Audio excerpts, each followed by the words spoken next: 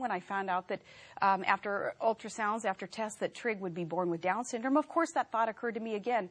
Wow, this is why a woman would be fearful of less than ideal circumstances and maybe think that a quote-unquote problem could just be swept away.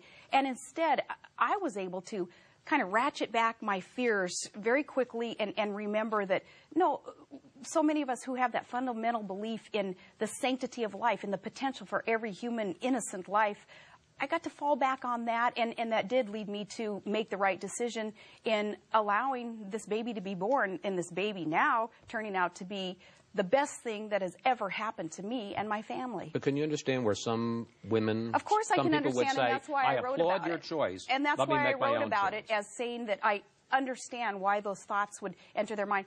I want to empower women, though. I want, and if Trig is an example, and if Pam Tebow's son, Tim Tebow, is an example of the potential for every human life, then so be it. Let Trig be that example. I want women to know that they are strong enough and they are smart enough to be able to do many things at once, including carrying a child, giving that child life, and then perhaps if they're in less than ideal circumstances as they're carrying a child while they're trying to pursue career or avocations or education opportunities, less than ideal circumstances, giving that child life, which it deserves, and then perhaps looking at adoption or looking at other circumstances after, but not snuffing out the life of the child.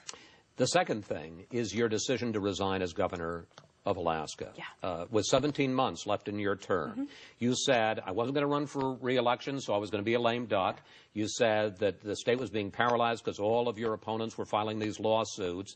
Didn't you let your enemies, your opponents, drive you from office? Hell no. Thankfully, I didn't. What we did was we won, because the state today is not spending millions of dollars to fight these frivolous lawsuits and frivolous ethics charges. Ethics charges like me wearing a jacket with a snow machine logo on it and getting charged for an unethical act for doing such a thing.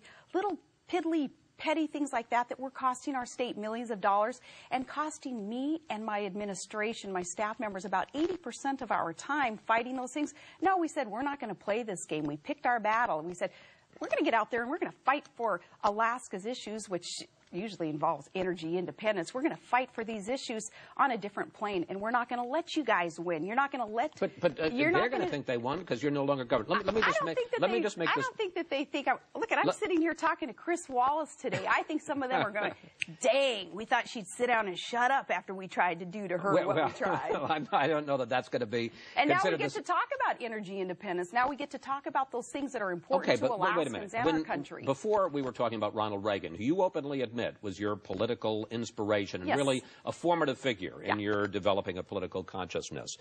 Reagan, during his entire second term as governor of California, was a lame duck. Reagan, in that second term, was being sharply attacked by anti-war radicals. I can tell you, Ronald Reagan would never have quit. It's a big difference between just getting political pot shots fired your way. I can handle those. I get those. Shoot, I got more of those this morning. So what? That doesn't matter. But when it adversely affected the people that I was serving, that's bold, and I wasn't going to put up with that. Again, millions of dollars, a paralyzed administration, my staff not knowing what they could do or say because the adversaries were continuing to obstruct. No way, I love Alaska too much to put them through that. So in that lame duck session, I'm like, no, I'm going to hand the reins over to the lieutenant governor. He's as conservative as I am. He can progress our agenda, a common sense conservative agenda for our state, and we can all get on with life. You talk about new pot shots. I think what you're probably referring to is that NBC has gotten a hold, I'm sure you've heard, of hundreds of emails in which your husband, these during your days as governor, your husband Todd exchanged views with state officials about a judicial appointee, about appointments to various state boards, a labor dispute.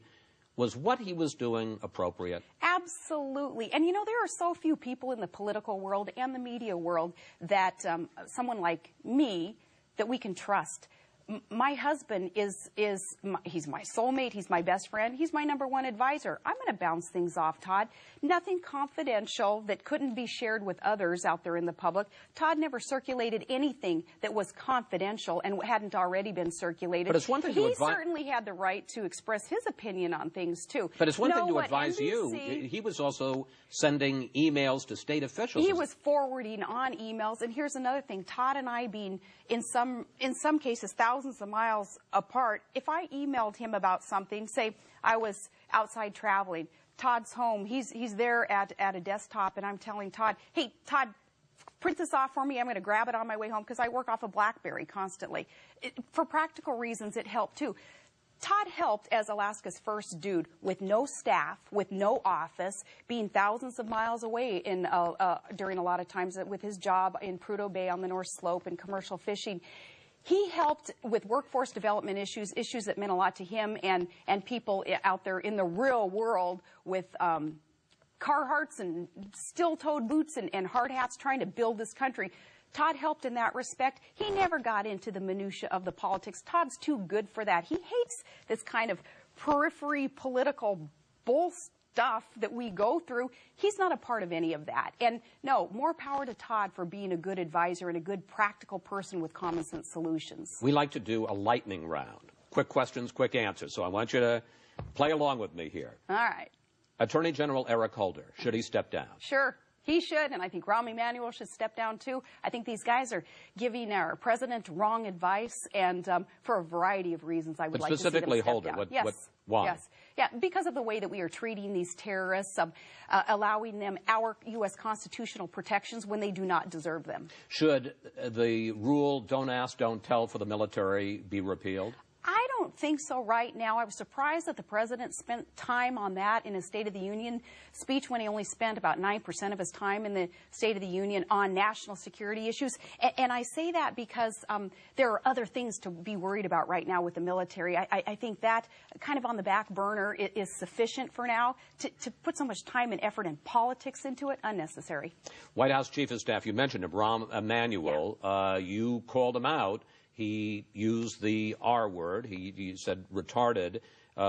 He has now apologized for using that word, met with activists, said he's going to join the campaign to try to eliminate use of that word. Is that good enough? Rahm Emanuel, I think he has some indecent and insensitive ways of being, including his language, and as I said, for a variety of reasons, giving the president poor advice, I think, and his heavy-handedness, I think he should step down. I'm not politically correct. I am not one to be a word police, but I do believe that his insensitivity in a time when I had just promised in my GOP convention speech that those with special needs and families and those who love those with special needs would have a friend and an advocate in the White House if John McCain and I were so blessed as to be elected. That didn't stop me because our votes didn't carry the day. We didn't win. That didn't stop my passion, my commitment to reaching out and to helping the special needs community when they asked for it. And they did ask for it on this one. They reached out to me and said, can you kind of highlight the problem that we have in the White House with both the president and his chief of staff being so insensitive to the special needs community? And I said, I'm here. Send me. I will do so. Okay, but Rush Limbaugh weighed in this week, and he said this. Our politically correct society is acting like some giant insults taken place by calling a bunch of people who are retards. He was satirical let me finish. in that. I mean, these people, these liberal activists are kooks. Should Rush Limbaugh apologize? They are kooks, so I agree with Rush Limbaugh. Rush Limbaugh was using satire to bring attention to what this politically correct... But he used the R word. Using satire. Name-calling by anyone. I teach this to my children. You teach it to your children and your grandchildren, too.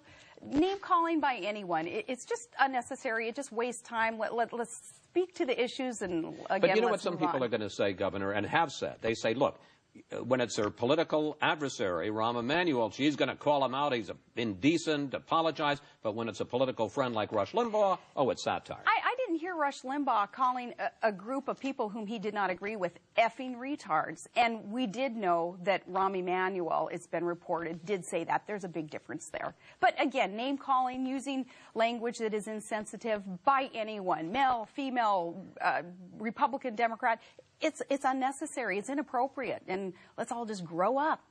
All right. You are a Fox News analyst. So I want you to take off your political player hat and put the analyst hat on and really try and do your best job, almost like one of the commentators on the Super Bowl. I'll try. Okay. All right.